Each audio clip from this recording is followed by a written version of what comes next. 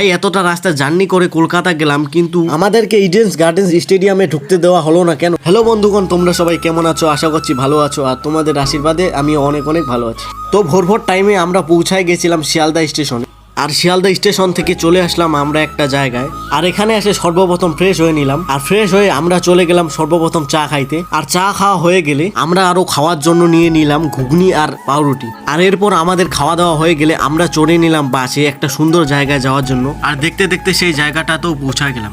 আর সকাল সকাল চলে আসি গঙ্গার পাড়ে, আর জায়গাটার নাম হচ্ছে বাবুঘাট। আর ভাই জায়গাটাই কিন্তু অনেক মনোরম পরিবেশ, আর ভাই নদীর মধ্যে অনেক লঞ্চ দেখতে পাচ্ছি, তো আমরাও একটা ছোট মোটো লঞ্চের মধ্যে রাইড নিয়ে নিলাম।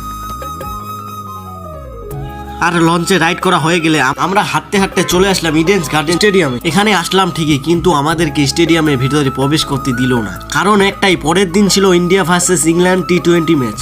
তারপর হাঁটতে হাঁটতে আমরা একটা অন্য জায়গায় যাচ্ছিলাম, আর হঠাৎ আমার চোখে পড়লো মোহনবাগান ক্লাব। সব বন্ধুগণ, সম্পূর্ণ ভিডিওটা দেখার জন্য অসংখ্য অসংখ্য ধন্যবাদ। আর আজকের ভিডিওটা এতটুকুই, তো দেখা হচ্ছে পরের ভিডিওতে, ততক্ষণের জন্য বাই।